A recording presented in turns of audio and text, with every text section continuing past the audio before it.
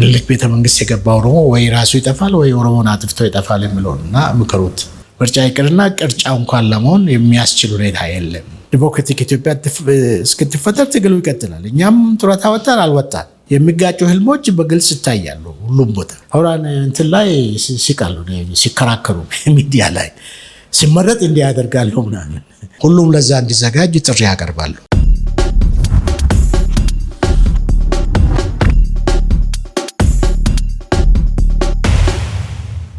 አንድ ሀገራዊ የምክክር መድረክ ላይ ውይይት ላይ ተገኝተው ጠቅላይ ሚኒስትሩ ባቀረቧቸው የለውጥ ሐሳቦች ላይ ወቅቱ ቶክ የሚል አይነት ወይም ወግዘ ቶክ የሚል አይነት አስተያየት በይፋ ሰጥተው ነበር። ያስታውሳሉ ይሄንን አስተያየት?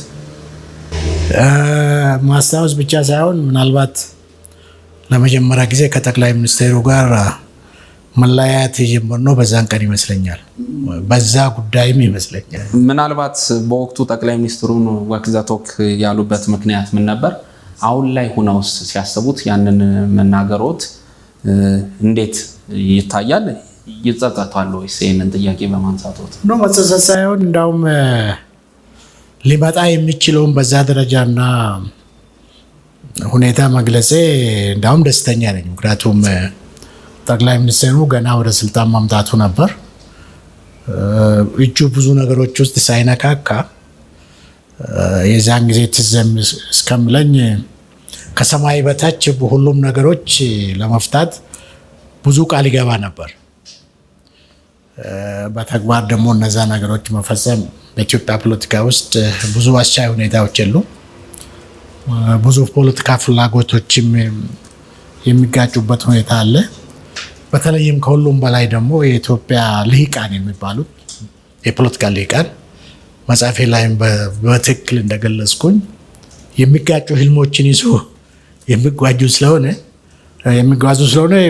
ጠቅላይ ሚኒስትሩም ያንን የሚጋጩ ህልሞችን ይዞ እዛ ውስጥ ሲገባ እኔ በስነ ስርዓት ነው ሊመጣ የሚችሉ ነገሮችን ለመጠቆም የሞከርኩኝ። ዳውም የተሻለ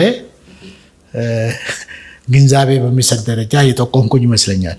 እንዳውም ከዛ በፊት ብዙ ሰው የማያውቀው የኦሮሞ በጠቅላይ ሚኒስትሩ ስልጣን በያዘበት ዘመን የተመረቁ የአዲስ አበባ ዩኒቨርሲቲ ወይም የፊንፊኔ ዩኒቨርሲቲ የኦሮሞ ተማሪዎች ጠይቆኝ እዛ ላይ ተገኝቼ አዲሱን ጠቅላይ ሚኒስትር ሁለት ነገሮች እንዲመክሩ ምናልባት እዛ ሌሎችም ኦፒኒዮን ጨምሮ እዛ ላይ ስለነበሩ አዲሱን ጠቅላይ ሚኒስትር የምትቀርቡት ምከሩ ብዬ ተናግሬ ነበር። እሱ ምንድነው? አንደኛው አንድ ፈረንሳዊ በኢትዮጵያ ከንጉሱ ዘመን ጀምሮ ብዙ ጊዜ ስለ ኢትዮጵያ የሚያወራ የሚጽፍ የሚናገር ሬኔ ላፎር የሚባል ምሁር ነበር። የኢትዮጵያ ፖለቲካ ትልቁ ችግር ይላል የኢትዮጵያን ፖለቲካ ፓስፖርት ይዞ የሞተው መለስ ነው። ስለዚህ ነው የተቸገሩበት ለማስተካከል ብሎ ተናግሮ ነበር። ስለዚህ እሱን አነሳውና እንደዚህ የሆነ ሰው ኢትዮጵያን በቅርብ የሚያውቅ ፈረንጅ እንደዚህ ብሎ ነበር። አዲሱ ጠቅላይ ሚኒስትርም ወይ ራሱን ፓስፖርት መፍጠር መቻል አለበት ወይ ከመለስ መቃብር የኢትዮጵያን ፖለቲካ ፓስፖርት መልሶ ማግኘት አለበት። ይህንን ንገሩ ነው። ሁለተኛው ደግሞ እንዴት ለምን እንደመጣልኝም ለነገሩ አላውቅም። የምኒልክ ቤተ መንግስት የገባ ኦሮሞ ወይ ራሱ ይጠፋል ወይ ኦሮሞን አጥፍቶ ይጠፋል ብዬ የኢያሱን፣ የአፄ ኃይለ ሥላሴን፣ የመንግስቱ ኃይለማርያምን፣ የጀነራል ተፈሪ በንቴን እነዚህ በጊዜው ገብቶ የወጡትን ተናግሬ ጥንቃቄ እንዲያደርግ ብዬ ነበር። ምኒልክ ቤተ መንግስት የገባ ኦሮሞ ወይ ራሱ ይጠፋል ወይ ኦሮሞን አጥፍቶ ይጠፋል የሚለውና ምከሩት እና በዛ ሐሳቤ አሁን ላይ ያለው መንግስት እንደዛ ሆኗል ብለው ነው የሚያስቡት። ቢያንስ ከኦሮሞ ጋር ቀላል ያልሆነ ጠብ ውስጥ የገባ ይመስለኛል። በዘንድሮ ምርጫ ግን ፕሮፌሰር መራራ አልተሳተፉም። በሰላማዊ ትግል ተስፋ ቆርጧል ማለት ይቻላል? ያልተሳተፉበት ምክንያትስ ምንድን ነው? ምናልባት አጠቃላይ ከፓርቲ አሰራር ጋር የተያዘም ከሆነ ቢያነሱልን። ምርጫ ይቅርና ቅርጫ እንኳን ለመሆን የሚያስችል ሁኔታ የለም። የኢትዮጵያ ፖለቲካ ደግሞ ሁለት መሰረታዊ ነገሮችን እስካልፈታ ድረስ ትርጉምም የለውም። ሁለት መሰረታዊ ነገሮች ምንድን ነው? ዘላቂ ሰላምና መረጋጋት በኢትዮጵያ ምድር ማምጣት አለበት ምንም አይነት ምርጫ፣ ለዛ አስተዋጽኦ ማድረግ መቻል አለበት። ሁለተኛ ደግሞ ዲሞክራሲያዊ ስርዓት እንዲወለድ ማስቻል አለበት። ሁለቱን ካላደረገ ተደረገ ያልተደረገ ብዙ ትርጉም የለውም እና ይህንን ገምግመን መንግስትን ጠይቀን ምንም ለውጥ ስላላገኘን ከሌሎች ፓርቲዎች ጋር ተማክረን እንግዲያውስ እኛ ባለው ሁኔታ ተሳትፏችን ገድበን ሁኔታውን ለማየት መንግስትም ህዝብም ሌሎች ተቃዋሚ ኃይሎችም የኢትዮጵያን ሁኔታ ቆሞ እንዲገመግሙ ለማስቻል ነው።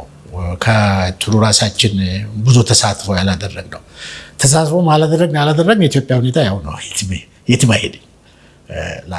ላለፉት 50 ዓመታት የተጓዝንበት የፖለቲካ አዙርት ውስጥ መውጣት አልቻልንም። ብዙ ጊዜ እኔ የሚለው አደረግን የምንላቸው ሽግግሮች ከንጉሱ መጨረሻ ዓመታት ጀምሮ ከአንድ ቀውስ በሌላ ቀውስ ውስጥ ወደ ሌላ ቀውስ ነው ስንሸጋገር ነው እና ከዛ መውጣት ካልቻል ያስቸግራል። እዚህ ላይ ምን መሰለህ፣ እኔ 3 ነገሮችን በፍጥነት ላንሳና አንዱ ልጅ ሆኜ ምንድነው ትምህርት ቤት ሳልገባ እኛ አካባቢ ከ2000 ውስጥ አንድ ሁለት ሴቶች ሆዳቸው በጣም ይገፋል፣ እንደ እርግዝና የሚመስል ነገር ግን አይወልዱም። እና ሕፃን ሆኜ እንትና ለምን አትወልድም ብዬ እናቴን ጠየቅኳት። ዴዴ እግዚአብሔር አይወድም እንደዚህ አትበል፣ እሷ ያረገዘችው ከሰይጣን ነው ከዛው አይደለም፣ ለዚህ ነው የማትወልደው አለችኝ። ኢትዮጵያ ዲሞክራሲም ላለፉት 50 ዓመታት ወይ አይወለድ ወይ እንትና አይተው። ስለዚህ ዲሞክራሲ እያልን 50 ዓመታት በላይ ስንጫው ቆይተናል። የሰይጣን እርግዝና ነው የሆነው አንድ በል። ሁለተኛ ደግሞ ትዝ ይለኛል አምቦ ሃይስኩል ሆኜ ከአዲስ አበባ የተማሪ እንቅስቃሴ ውስጥ ወረቀቶች ይላኩልናል፣ ይህንን አንብቡና አንዳንድ ነገር ስሩ ተብሎ። ትዝ ይለኛል ተደብቀን ሌሊት አቤ ጎበኛ የሚባል ማነው ደራሲ አልወለድም የሚል ጽፎ ነበር። እሱን ሌሊት በእጅ እንገለብጥና ደብቀን ለምናምነው ልጅ እናስተላልፋለን። ደብቀን ግን ሌሊት ነው ስንጽፍ ስንገለብጥ የምናድረው። የዛን ጊዜ እንዳሁኑ እንትን አይደለም፣ በእጃችን እየገለበን እናስተላልፍ ነበር። አልወለድም ነው የኢትዮጵያ ስርዓት ምን ያክል አስቸጋሪ እንደሆነ እሱ እንትን ለማድረግ ያንን ነው የተጠቀመው። ከዛ በኋላ ደግሞ ደርግ መጨረሻ አካባቢ ይመስለኛል በዓሉ ግርማ የሚባለው ኦሮማይ የሚለው መጽሐፉ ኢትዮጵያ መንግስት የዛን ጊዜ የገባበት ጣጣ ያንን የገመገመበት ሁኔታ ትዝ ይለኛል። እና እኔ በዚህ አጋጣሚ የሚመስል የሆነው ሁለቱ አጋጣሚ እስር ቤት ዝም ብሎ የአውሮፓ ፓርላማ ተካፈልክ ተብዬ ተከሰስኩ። በኢህአዴግ ጊዜ ማለት ነው። ሲከሰስ 4 አባሪዎች አሉኝ። አንደኛው ተከሳሽ እኔ ነኝ። ከዛ በኋላ ሁለተኛው ተከሳሽ ዶክተር ብርሃኑ ነጋ ይላል፣ እዚህ ሀገር የለም። ሁለተኛ ተከሳሽ ማነው ጀዋር መሐመድ ይላል፣ እዚህ ሀገር የለም። ሶስተኛ ተከሳሽ ኢሳት ይላል፣ እዚህ ሀገር አልተመዘገበም። አራተኛ ተከሳሽ ኦኤምኤን የሚባለው የኦሮሚያ ሚዲያ ኔትወርክ ይላል፣ እሱም እዚህ ሀገር የለም። ስለዚህ እባካችሁን እኔ ከከሰሳችሁ እኔም ብቻ ለይታችሁ ክሰሱኝ። እነዚህ ሰዎች ወይ አንድ ነገር ሰዎቹ ተቃውሞቹም እዚህ ሀገር የለውም፣ ለምንድን ነው የምታስተመላልሱኝ ብዬ ጠየቅኩኝ ፍርድ ቤቱ። አይ ማስነግረን እንዲህ አድርገን እናስመጣለን አሉ። ቀሏ ስለገባችኝ ሊገባቸው በሚችል ቋንቋ አይ ልትፈርዱብኝ ተዘጋጅታቸዋል፣ ግን ስትፈርዱ 3 ነገሮችን እንዳትረሱ አልኩኝ። አንደኛው በአፄ ኃይለ ሥላሴ የመጨረሻ ዘመናት የንጉሱን አስተዳደርና አሰራርና አጠቃላይ ፖለቲካን የገመገመው አቤ ጎበኛ የሚባል ደራሲ አልወለድም ብሎ የጻፈውን መጽሐፍ እንድታነቡ፣ ሁለተኛ ደግሞ ሳታነቡ ማትፈርዱብኝ የደርግን የመጨረሻ ዓመታት ኦሮማይ ብሎ በዓሉ ግርማ የገመገመበትን እሱንም ሳታነቡ እንዳትፈርዱብኝ፣ ሶስተኛ ደግሞ እኔም እንዳቂብቲ የኢትዮጵያ ፖለቲካ ምስቅልቅል ጉዞ ብዬ የጻፍኩትን የኢህአዴግን ዓመታት ፖለቲካ የሚገመግም ሳታነቡ እንዳትፈርዱብኝ፣ ግን ይህን ፍርዳችሁንም ደግሞ የኢትዮጵያ ሕዝብ ብቻ ሳይሆን ልጆቻችሁም ያነቡታል ፍርዳችሁም ብዬ ሄድኩኝ። ያው የመጣው ለውጥ መጣና እኔም ተፈታው። ኢህአዴግም ወደ ሄደበት ሄደ። ትዝ ይለኛል እና በአንዳንድ ጊዜ ለፖለቲካ ድራማ ብለህ እንትን የምታደርጋቸው ነገሮች መሰረታዊ የሆኑ የስርዓቱን ችግሮች አይፈቱም። ንጉሱ የመጨረሻ ሰዓት ህገ መንግስት አሻሽላለሁ ብሎ ኮሚቴ ፈጥሮ ነበር። ኮሚቴያቸው ምን ይላል መሰለህ ሲያስቀኝ፣ አሁንም አለኝ ኮፒ ቢሮ እና ንጉስ ሰማይ አይታረስም ንጉስ አይከሰስም ይላል።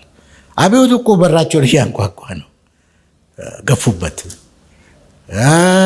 ደርግም ከወንበዴ ጋር ድርድር የለም እያለ ያው 17 ዓመታት ያው ሲያደነቆር ቆይተው ተፈጥሮን ቁጥጥር እናደርጋለን ሲል ቆይተው ሄደ እና ኢህአዴግም ብዙ ጊዜ ተከራክረናል።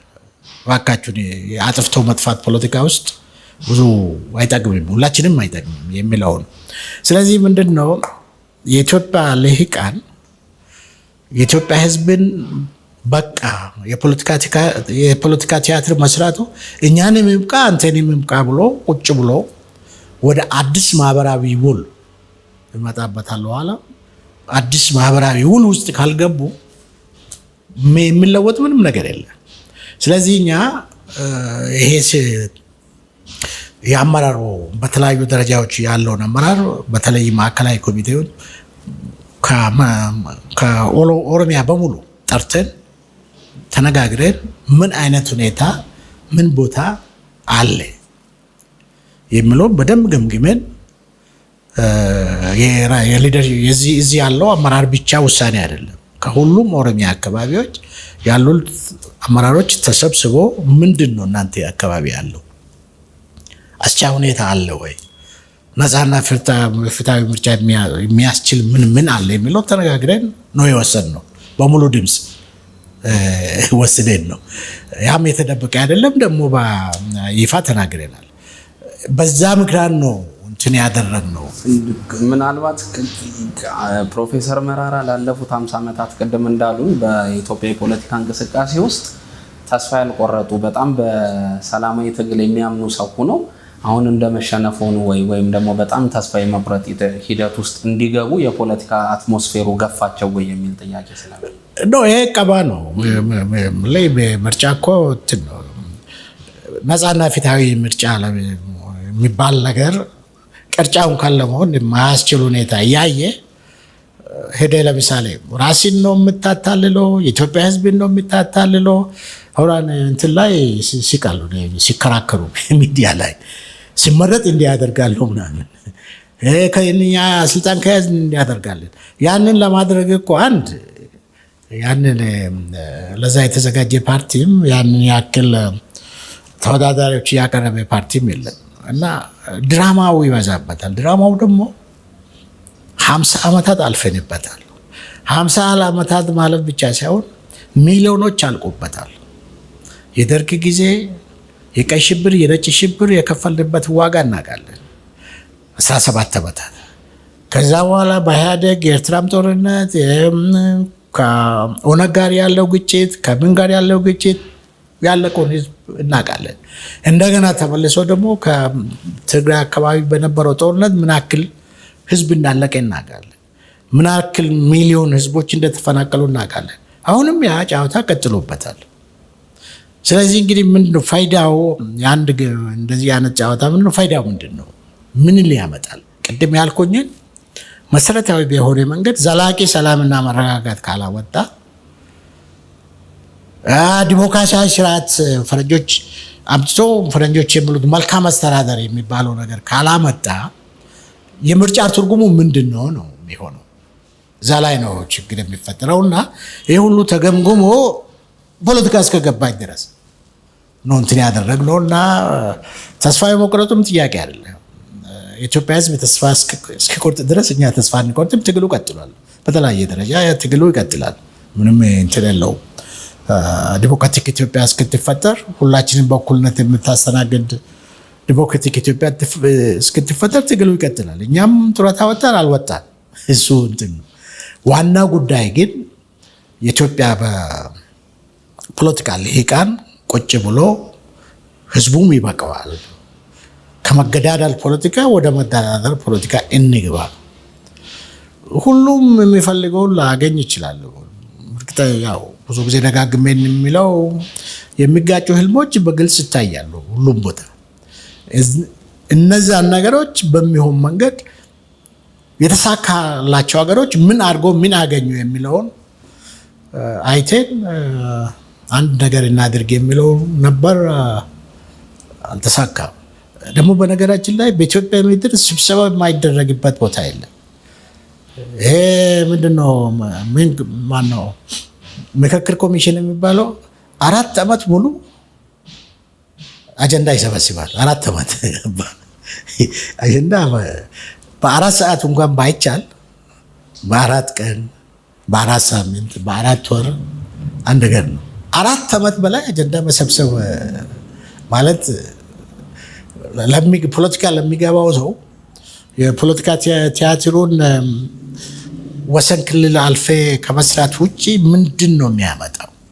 አሁን ከዚህ ከ4 ዓመት በኋላ የተሰበሰበ አጀንዳ አሁን ሁለቱ መሰረታዊ ነገሮች ይፈታል? ዘላቂ ሰላምና መረጋጋት ያመጣል? ለእኔ አይመስለኝም። ፖለቲካ እስከሚገባኝ ዲሞክራሲያዊ ስርዓት በኢትዮጵያ ምድር እንዲወለድ ያደርጋል? አይመስለኝም። ሁለቱም ካላደረገ ይሄ ሁሉ ልፋት ለምንድን ነው? እና ደግሞ ኢትዮጵያ ብቻ አይደለም እኮ እዚህ ሀገር ውጭ ለምሳሌ ኔዘርላንድ ከ3 ዓመት በፊት ይመስለኛል የመንግስት ተወካዮች ባሉበት ወደ 10 ፖለቲካ ፓርቲዎች አንድ ሳምንት የዓለም ተሞክሮም ጭምር የታየበት ውይይት ምን ትምህርት የሚባለው ነገር የልምድ ልውውጥ አድርገናል። ኔዘርላንድ ሄግ ማለት ከዛ አንዱ ቡድን ደግሞ ቤልፋስት የሚባለው የእንግሊዝ ሰሜን ኤርላንድ እዛ ወስዶን አንድ ሳምንት አሁን የመንግስት ተወካይም ባለበት አንድ ሳምንት ይህንን እንግሊዞች የ200 ዓመታት ችግር የአይሪሽ ኩዌሽን የሚባለው ከካርል ማርክስ ዘመነ መንግስት ጀምሮ የነበረ የ200 ዓመታት ችግር እንዴት ፈቱ? ምን አደረጉ? ከሁለቱም ወገኖች ፓርላማቸው ጨምሮ እንዴት ተብሮ እንትን እንዳሉ አይቶን አሳይቶ ምን ብሎ አንድ ሳምንት አሁንም ምክክር እንትን ስናደርግ ቆይተን ገባው ተመለስ። ከዛ ደግሞ የበለጠ የተሻለ የሚቀርበው የደቡብ አፍሪካው ልምድ ነበር። እዛም እንደዚሁ ወደ 10 የሚሆኑ ፖለቲካ ፓርቲዎች አፓርታይድ ሳውዝ አፍሪካ እንዴት ተቃለለ፣ እንዴት ዲሞክራቲክ ደቡብ አፍሪካ ተፈጠረች፣ ማንዴላ 27 ዓመታት ድንጋይ ሲፈልጥና የታሰረበትን ሮቢን አይላንድ የሚባለው ደሴት ሁሉ ድረስ ሄደን አይተን ተመልሰናል። ግን እዚህ ጠባ ያለው ምንም ነገር የለም። ኢንተርምሩም ወደ ኢትዮጵያ ተሞክሮ አምጥተን መሰረታዊ ለውጥ ለማምጣት በሚችልበት ደረጃ መጠቀም አልተቻለ። ስለዚህ ምንድነው ጊዜ ብዙ ጊዜ ነው የሚለው ምንድነው የደንቆሮ ውይይት ነው የሚባለው። አንዱ ሌላውን አይሰማም፣ ራሱን ነው የሚያወራው። ስለዚህ ተቃዋሚው የራሱን ያወራል፣ መንግስትም የራሱን ያወራል። እዚህ ደርሰናል። ግን በመሀል መረሳት የሌለበት የሚሊዮኖች ህይወት ጠፍቷል። የሚሊዮኖች ህይወት ተመሰቃቅሏል። ኢትዮጵያም እንደ ሀገር የመኖርና ያለመኖሯ ጥያቄ አጠያያቂ ደረጃ ደርሰናል። ይህንን እንግዲህ ስልጣን ላይ ያሉትም ተቃዋሚዎችም በስነ ስርዓት እንዲረዱን የሚፈልገው እሱ ነው። ዋና ጉዳይ ይህን ሁሉ ተስፋ መቁረጥና አለመቁረጥ ጥያቄ ሳይሆን ይህን ሁሉ አይተን የተወሰነ ውሳኔ ነው። ይኸው ምርጫ አልቋል። ምክክር ኮሚሽኑም ሰሞኑን ስብሰባ እየጠራ ነው መሰለኝ። በመጪው ሐምሌ የተሰበሰቡ አጀንዳዎች ላይ ውይይት ይደረጋል። እሱም እንትን ይላል። እንግዲህ ጥቅምት ላይ ዲሞክራቲክ ኢትዮጵያ ተፈጥራ ብሔራዊ መግባባት ተፈጥሮ ሰላም እናገኝ አናገኝ እናያለን። እኛ ግን ያ የሚባለው ነገር ምርጫውም ያንን ማምጣት ቢችል ምክክር ኮሚሽኑም ያንን ማድረግ ቢችል እንደ ማንኛውም ኢትዮጵያ ሕዝብ እኛ ደስታውን አንችልም። ግን ደግሞ አጉል ህልም ውስጥ የለንም። አሁን ባለችው ኢትዮጵያ ውስጥ ሁለቱም ይሳካሉ የሚል ግምት የለንም። እሱን ደግሞ የተደበቀ ሳይሆን ባገኘን አጋጣሚ ያው ለመንግስት ተወካዮች ስናስረዳ ነበር። እስቲ ወደ ብሔር ፖለቲካን ወደሚመለከቱ ጥያቄዎች ልምጣ። ለአብነት ጠቅላይ ሚኒስትር አብይና ፓርቲያቸው የብሔር ፖለቲካ ከሯል፣ ከዚህ በኋላም ሀገራዊ አንድነትን ማጠናከር የሚያስፈልግ ኮመን ናሬቲቭ የጋራ የሚባል ትርክት መፈጠር አለበት፣ መገንባት ያስፈልጋል የሚል አቋም በተለያዩ ስብሰባዎች ላይ ሲያራምዱ እናያለን። ይህንን እርስዎ እንዴት ነው የሚገመግሙት? ትልቁ ችግር ምንድን ነው? አንድ ጊዜ ትዝ ይለኛል በረከት ስምኦንና አቶ ቡልቻ ተጨቃጨቁ ስብሰባ ላይ እና በረከት ምን ይላል? እናንተ ተከፋፍላችሁ፣ እናንተ እንዲሆናችሁ፣ እናንተ እንትን ሆናችሁ፣ እናንተ እንዲያርጋችሁ እና ብሎ ይቆጣል በረከት። ሽማግሌ ደግሞ ልጄ እኮ ሰይጣን አይደለም እኮ እንዲህ የሚያደርገን እናንተ ናችኋል። እና ኢትዮጵያን ሕዝብ የሚከፋ አሁን የደረሰበት ደረጃ የደረሰው በማን ነው?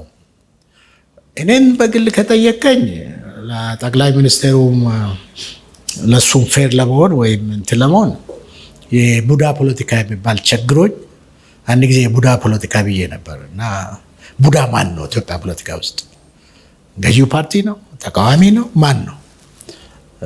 እንግዲህ ተቃዋሚ መንግስት ይላል፣ መንግስት ተቃዋሚዎቼ ይላል። አንዳንድ ጊዜ ባንዳ ሁሉ ብሎ ሲካሰሱ እንትን ታያለህ አይደል? ባንዳ ምናምን አንዱ ሌላውን ባንዳ ይላል። የኤርትራ ቅጥረኛ፣ ሻዕቢያ ቅጥረኛ ይላል፣ የግብፅ ቅጥረኛ ይላል፣ የማን እንትን ይለኛል ይላል። ለግብፅ ሲያገለግሉ የነበሩ ሰዎች ደግሞ አሁን አንዳንዱ 4 ኪሎ ቁጭ ብሎ እንትን ይላል። ለሻዕቢያም ለግብፅም የተምታቱ ነገሮች አሉ። እና ዋና ጉዳይ ግን በሀቅ ቁጭ ብሎ መደራደር፣ መነጋገር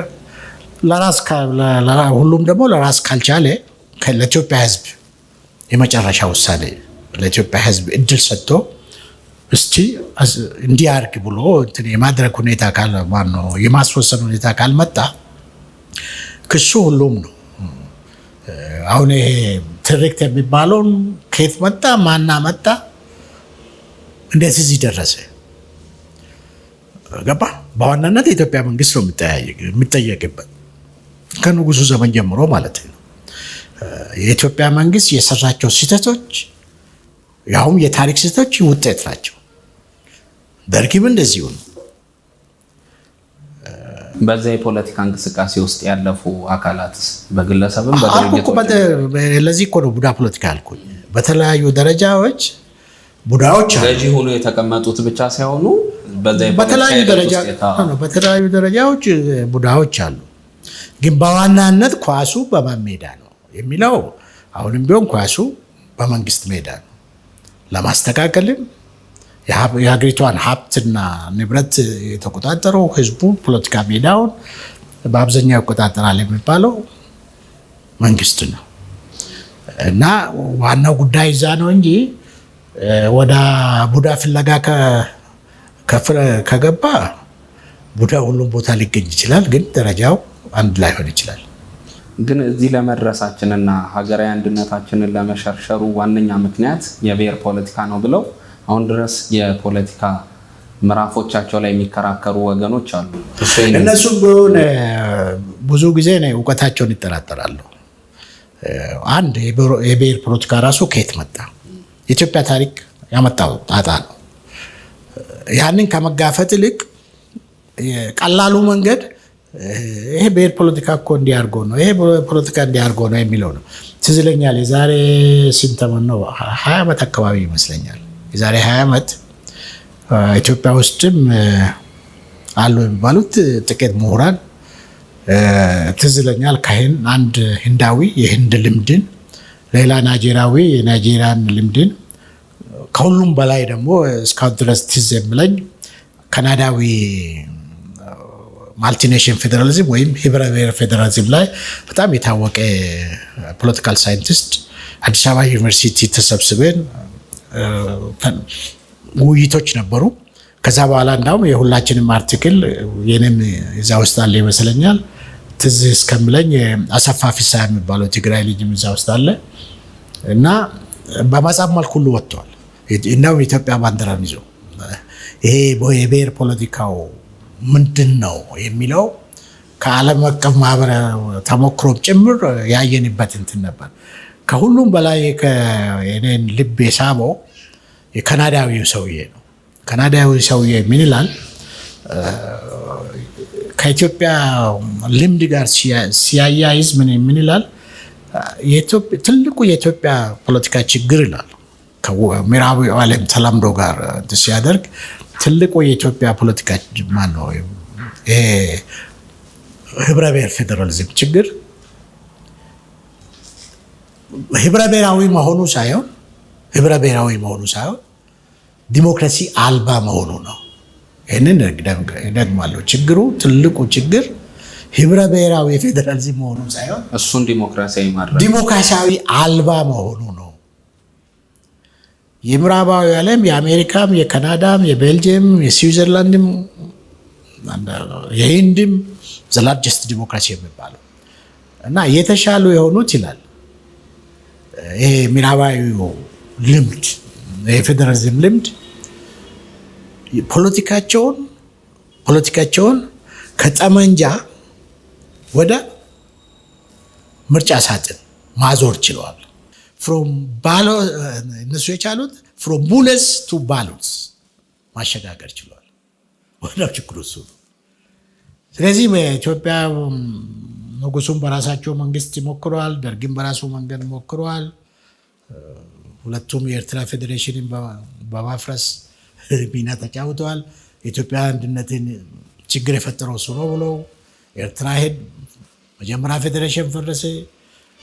ኢትዮጵያ የመጀመሪያውን ነፃ አውጪ ግንባር ፈጠረች በዛ ምክንያት። ከዛ በኋላ ደርግ ደግሞ የራሱ ራስ ገዝ ነው ምናምን ብሎ የራሱን ጀነራሎች ኤርትራ ላይ ሾመ። ኤርትራን ያለደረሰኝ እንድናስረከበ። ከዛ በኋላ ኢህአዴግም ያው የራሱን በራሱ ምስል ፌዴራሊዝም አመጣለሁ ብሎ ኢህአዴግን የበላይነት እንትን አደርጋለሁ ብሎ ሞከረ። እንዲያውም የነ ዶክተር አብይን በሽታ እሱ ነው። ይሄ አውራ ፓርቲ የሚባለው ነገር አውራ ፓርቲ የሚባለው ምንድነው የመጣው? እንዳውም በምዕራቡ ዓለም በተለይ በአሜሪካኖች ፖለቲካል ሳይንስ እንደ ጳጳስ የሚቆጠር ሳሙኤል ሃንቲንግተን የሚባል ሰውዬ ነበር። መለስን መጥቶ አማክሯል። ህገ መንግስቱ ከመረቀቁ በፊት መለስን አማክረው ከመለስ ጋር ተነጋግሮ 17 ገጽ ጽፎ ለመለስ ሰጥቶ ነው ሄደው። በዛ ንግግሩ ላይ መለስ ጽሁፌን ብዙ ጊዜ አንብባለሁ እና በደሃ ሀገር በምን ሀገር ዲሞክራሲ ስርዓት መገንባት አስቸጋሪ ነው የሚል ደጋግሞ ይጽፋል እና አስረዳኝ ብሎ ጠይቆት ሰውየው ደግሞ ምን ይላል? ይህን ጥያቄ መለስ እንደሚጠይቀኝ አውቅ ነበር ብሎ በ17 ገጽ ኢትዮጵያ ምን ማድረግ አለባት ወደ ዲሞክራሲያዊ ሽግግር የሚለውን ለመለስ በሚመቸው መንገድ አስረድቶት ነበር። እዛ ላይ ትዝ የሚለኝ ምንድነው ይሄ በእንግሊዝኛው ምንድነው ዶሚናንት ፓርቲ ዲሞክራሲ በእኛ አማርኛ ደግሞ የአውራ ፓርቲ ዲሞክራሲ። እኔ እንኳን ሲቀልድ የአውሬ ፓርቲ ዲሞክራሲ ብዬ ከስባት ጋር ተጣልተናል እና ጫወታው እሱ ነው። ይሄ የአውራ ፓርቲ ዲሞክራሲ በምንም ተአምር ዲሞክራሲን አይወልድም። በምንም ተአምር ችግሩ እሱ ነው። የኢትዮጵያ ማንም አደረገው ብልጽግናም አደረገው። ያው ከዛ በፊት ኢህአዴግም ሞከረው። ደርግም የራሱን ራስ ገዝ ብሎ የራሱን ጀነራሎች ምናምን በፈለገው መንገድ አስተዳደራዊ መዋቅሮችን ፈጠረ። ምን አደረገ? መሰረታዊ ችግሩ በደጋግሜ ለኢህአዴግም እንዳልኩት በገዢ ፓርቲ ጥብቆ ደረጃ የተሰፋ ዲሞክራሲ ይደግማሉ። በገዢ ፓርቲ ቁመት ደረጃ የተሰፋ ጥብቆ ለ130 140 ሚሊዮን የኢትዮጵያ ሕዝብ ዲሞክራሲ መሆን አይችልም። እሱ ላይ ነው ዋና ጉዳይ። በገዢው ፓርቲ ቁመት ደረጃ የተሰፋ የዲሞክራሲ ጥብቆ 130 140 ሚሊዮን ሕዝብ ዲሞክራሲ መፍጠር አይችልም። ዋናውን ችግራችን እሱ ነው። እነሱ አንዳንድ የብሔር ላይ የተመሰሩ ችግሮች በድርድር የሚፈቱ ናቸው። አሁን ለምሳሌ ካናዳ አሁንም እየተደራደሩ ነው። አልበርታ ለምሳሌ አሁን የሆነ ጥያቄ አቅርባ አሁንም ለምሳሌ እየተጨቃጨቁ ነው። ፍርድ ቤት ሁሉ ሄደው ነው። ለምሳሌ ቤልጅየም፣ ብራሲልስ ለምሳሌ ብዙ ጊዜ ሄጃለሁ እኔ። ለምሳሌ መንግስታዊ ስርዓታቸው ውስጥ ቋንቋዎች በደንብ በስነ ስርዓት ለምሳሌ ዋና አለቃ ለመሆን ሁለቱም ቋንቋ የግድ መቻል አለብን። ሁለት ቋንቋ ናቸው እዛ እንትን የሚያደርጉት። ማነው ፈረንሳይና ፍሌሚሽ ነው ምናምን የሚሉት። እንዲህ ችግሮች የተፈጠሩ በሰው ልጅ ነው፣ የሚፈቱትም በሰው ልጅ ነው። ግን ከጠመንጃ ያ ካናዳዊ ፖለቲካል ሳይንቲስት እንዳለው ከጠመንጃ ወደ ምርጫ ሰዓትን መለወጥ መቻል አለብን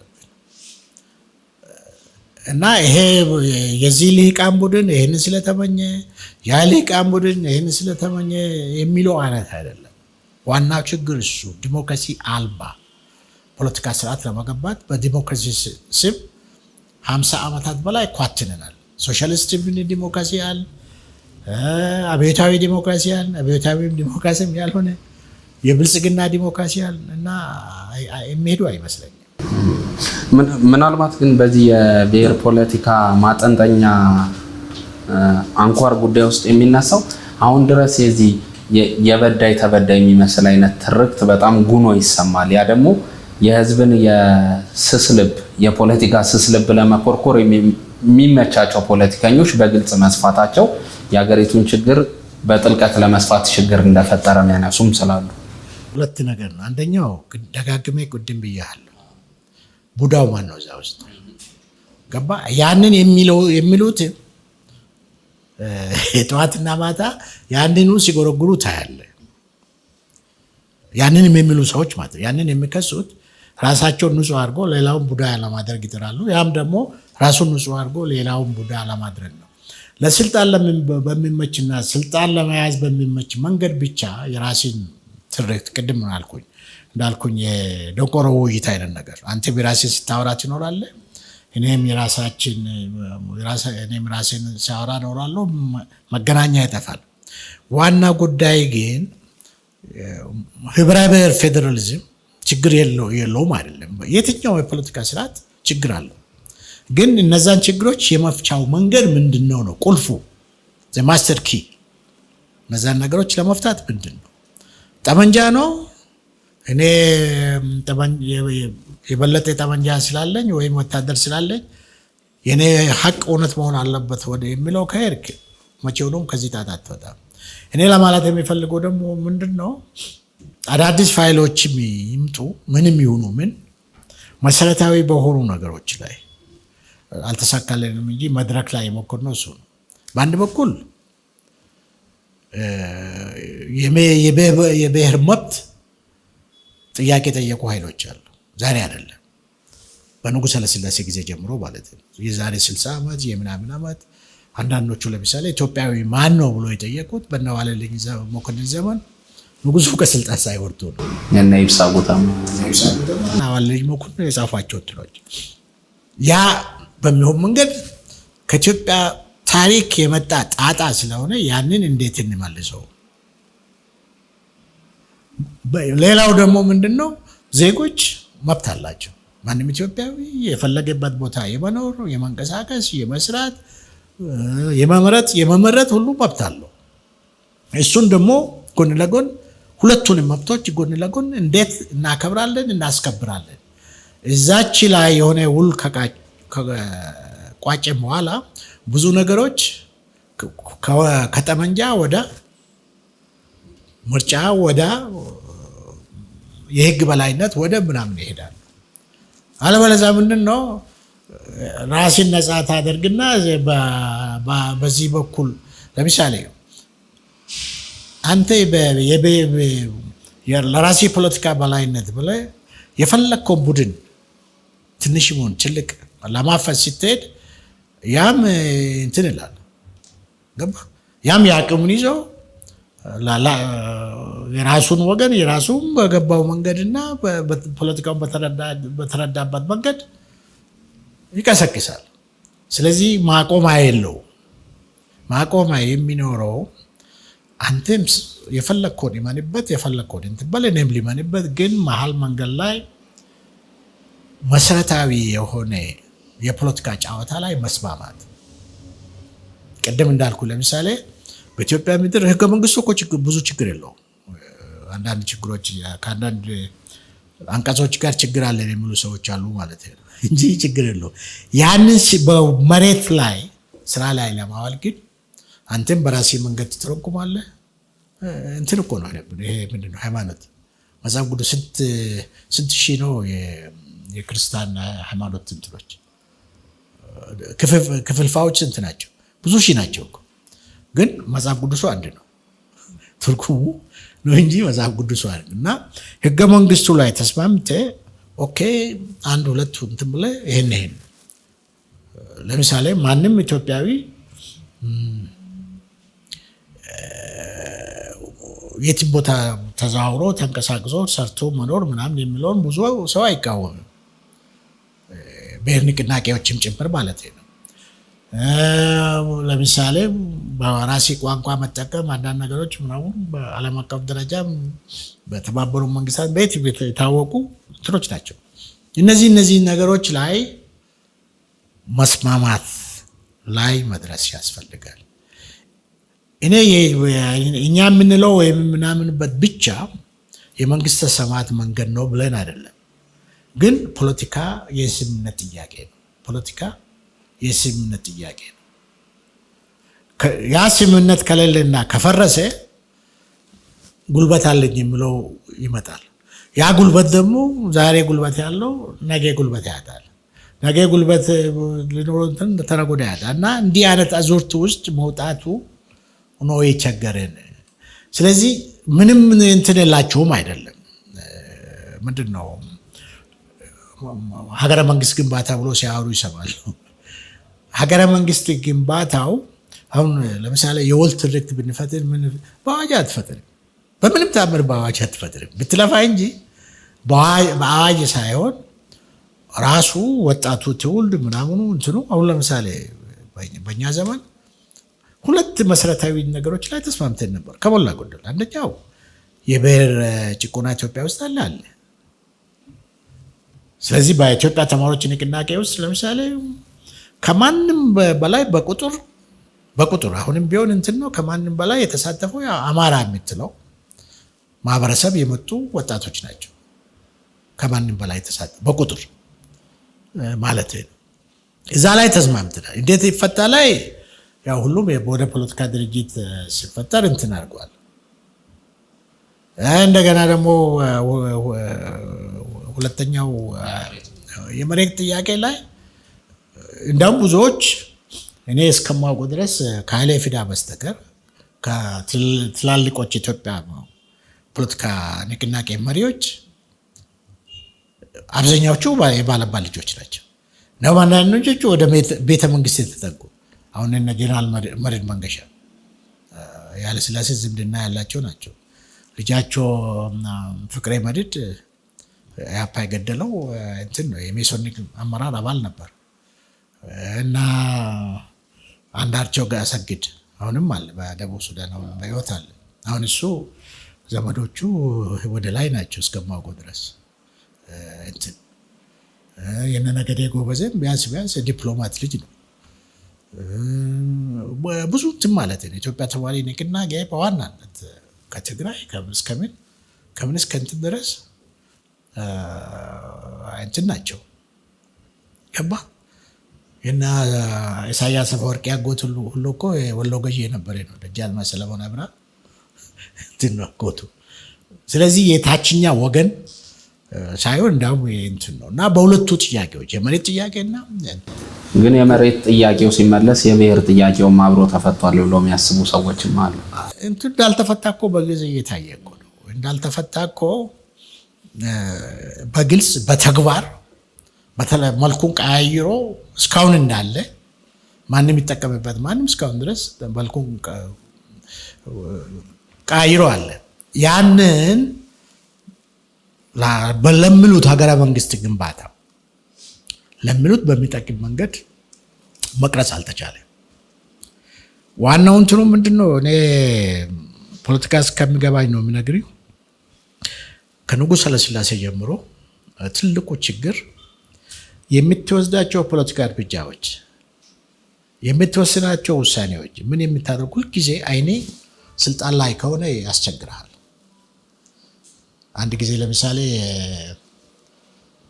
የንጉሱ ዘመድ የሆነውን ልጅ ሚካኤል ይምሩን የመጨረሻ ጠቅላይ ሚኒስትር የነበሩትን ይበዛብኛል አባቱ አምቦ መስመር መሬት ነበራቸውና አውቃለሁ። እና ንጉሱ ሌላው ቢቀር የአባትን ያክል ለምን አላደረጉም አልኩኝ። አንዳንድ ነገሮች ይሞክሩ ነበር፣ ለጭሰኞች አንዳንድ ነገር መተው፣ ልጆቻቸውን ማስተማር አንዳንድ ነገር እና ንጉሱ ሁለት ነገር ችግር አለባቸው አለኝ። አንደኛው የንጉሱ ትልቁ ችግር የዘራቸውን በሚሆን መንገድ እንትን ለማድረግ ኢያሱ ይዞታዬን አሰፋለሁ ብሎ ኢያሱ አልጋውን አጣ ይላል እና አብዛኛውን ህይወቱን በኢያሱ ጥላ ስር ኖረ ያለ። ኢያሱ እንግዲህ ኦሮሞም፣ አማራም፣ ኢስላምም ክርስቲያንም ሁሉም ጋር ነው ሶሻላይዝ የሚያደርገው እና የሸዋ መኳንንት እሱን አልወደደም እና አንዱ እሱ ነው አለ በኢያሱ ጥላ ስር ለመኖር ያደረገው እንትን ብዙ ጉዳዩ ነው። ሁለተኛው ደግሞ የመሬቷ ጥያቄ እነ መንግስቱ ነዋይ አንስተዋል። እንዲህ ካደረግ መንግስቱ ነዋይ እንዲህ ስላለ እንዲህ አደረጉ ተብለን ታሪክ እንቀማለን ብሎ ነው እንጂ አባቴ ደጋግሞ ዘላለማዊ ቤታችን ከ2 ሜትር አይበልጥም። ዘላለማዊ ቤታችን ከ2 ሜትር ያው ክርስቲያን ከሆንክ 2 ሜትር ምን እንደሆነ ታውቃለህ። መቃብር ዘላለማዊ ቤታችን ይባል አይበልጥም። ይሄን መሬት መቃብራችን ከመሆኑ በፊት አንድ ነገር እናድርግ ብሎ ነግሮት ነበር ነው የሚለው። እሳቸው ብቻ ናቸው ተከብሮ ንጉሱም ከስልጣን ሲወርዱ ታዛቢ ሆነው የተገኙት ከትላልቅ ባለስልጣናት እሳቸው ብቻ ናቸው እና ቀን ያልቋል ሄድ ብሎ ኃይለሥላሴ ወደ እስር ቤት ሲሄዱ በትነት የተገኙት ቤተ መንግስት ማለት ነው። አባቱ ነው ትልቁ እንትን ምንድነው? ሁልጊዜ ስልጣን ላይ አይንን አድርጌ የምትሰራቸው ስራዎች አንዳንዶቹ ሊሳኩል ይችላሉ፣ ጥሩም ቢሆኑ ብዙዎች ግን ላይሳኩ ይችላሉ። ይህንን መገንዘቡ በጣም ወሳኝ ነው። ለምሳሌ ትዝ ይለኛል ቸርችል የሚባለው የእንግሊዝ ጠቅላይ ሚኒስትር እና ሁለተኛ ዓለም ጦርነትን አሸንፎ ተመለሰ። በማግስቱ እንግሊዞች ከስልጣን አባረሩት። አይ እንግሊዝ ህዝብ ብሎ እንትን አለ እንጂ ምንም ያለው ነገር የለ። አይ እንግሊዝ ህዝብ ሁለታዬ ከሆነ ብሎ ጡረታ ወጣ። ህዝብ ከፈለገ እንደዛም በዛ ደረጃ ብዙ ነገር አደረግኩ ብለህም እንትን ልል ይችላል። ጦርነቱን አሸንፋል፣ በቃ አገልግሎት ያልቋል። ከዚህ በኋላ ለልማታችን ደግሞ ሌላ ሰው እንፈልጋለን ልል ይችላል። ግን የትግራይ ጉዳይ ወዴት የሚያመራ ይመስሎታል? በምን አይነት መልኩስ ድምዳሜና መቋጫን ያገኛል ብለው ያስባሉ? እኔ ምንድን ነው የሚባለው ብዙ ጊዜ ፖለቲካል ሳይንስ በይሆናል ሲናሪዮስ የምንለው ነገር አለ። ሲናሪዮስ የትግራይ እንትንም እዛ ውስጥ ይመለሳል። ኢትዮጵያ ውስጥ በእኔ ግምት ይሆናል ብዬ የሚገምተው ከ4 ነገሮች የመጀመሪያው ሲናሪዮ ወይም የመጀመሪያው ይሆናል። አሁን ያለው ቀውስ ለተወሰነ ጊዜ ይቀጥላል፣ እየተባባሰም ሊሆን ይችላል። አሁን ያለው ቀውስ መልክ ሳይዝ ይቀጥላል። ሁለተኛው ይሆናል ወይም ሲናሪዮ ብዙ ጊዜ ደጋግማለሁ። ሲናሪዮ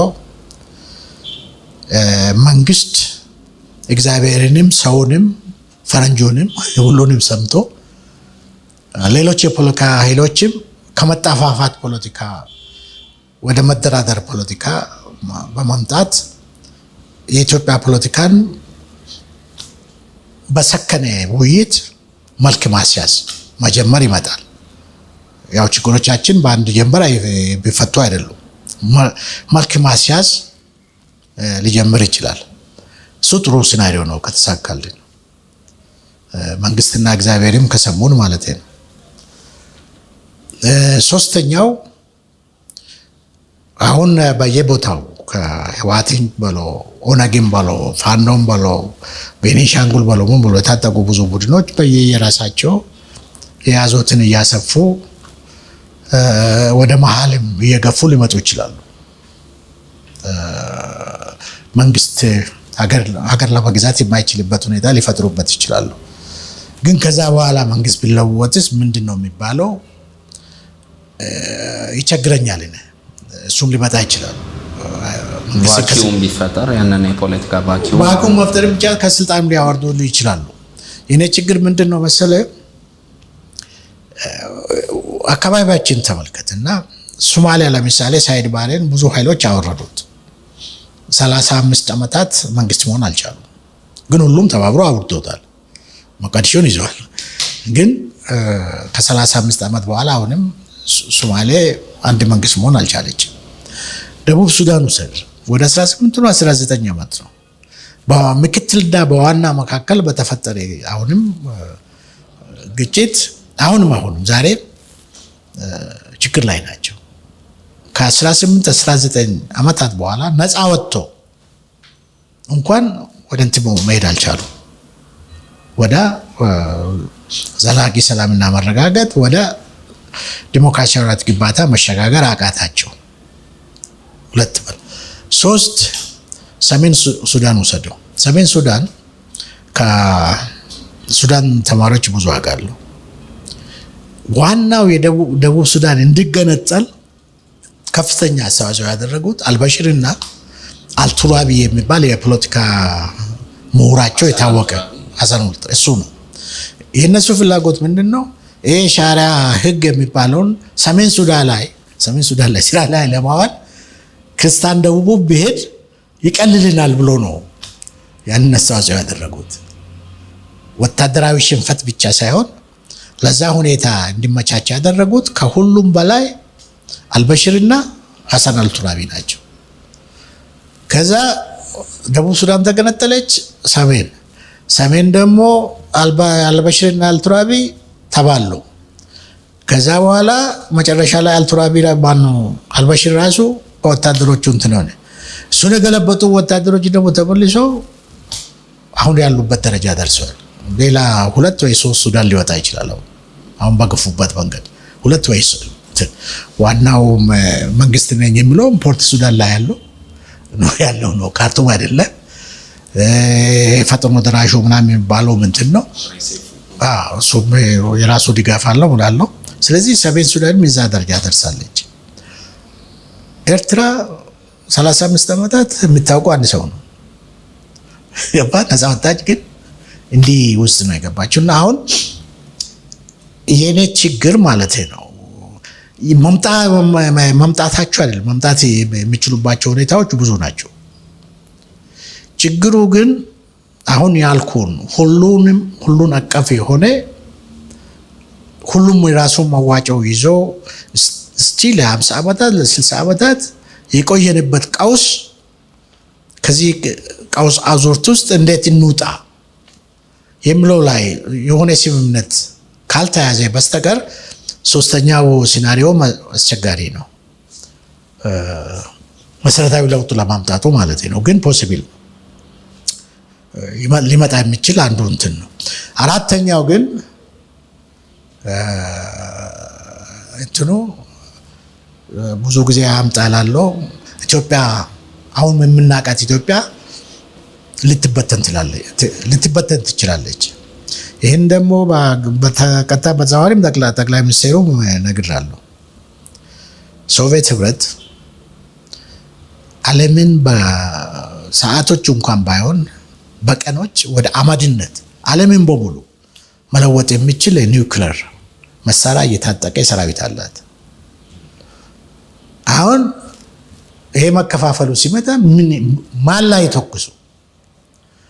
አይናቸው ያለ በዛ ደረጃ የታጠቀ ሰራዊት አይኑ ያየ ራሽያ 15 ሀገራት ሆነች። 15 ሀገራት አንድ ሀገር 15 ሀገራት ሆነች። ከዛ በኋላም ያለው ጣጣ አሁንም እንዳለ ነው። ስለዚህ እኛም አንዳንድ ጊዜ የታጠቀ ወታደር የሰለጠነ ወታደር ምን እንዲሆነ አየር ኃይላችን ምና ሁሉንም የሀገር ምንድን ነው ትልቅነትና ጠንካራነት ብዙ ሰው ላይጠላ ይችላል። በዛ ብቻ አሁን የገባንበት የውስጥ ችግር ነው ችግራችን። እነዛ ነገሮች ብዙ የሚጠቅሙ 100 ምናምን ዓመት እንደምናወራው አድዋ ከውጭ የመጣው ጠላት ቢሆን ይጠቅመዋል። በውስጥ ጠላት ግን በቀላሉ የሚፈታ እንትን አይደለም። ስለዚህ ነው ወታደሮቻችን ጥንካሬ በምን ብቻ በመመካት መሰረታዊ ችግሮቻችን ፖለቲካዊ ናቸው፣ መፍትያቸውም ፖለቲካዊ ናቸው። ይህንን መንግስትም ካልተረዳ ሌሎች የፖለቲካ ኃይሎችም ተረድተው ወደ እንትን ካልመጡ እኔ አደጋው የከፋ ነው የሚመስለኝ። ከዚህ አዙርት አንወጣም።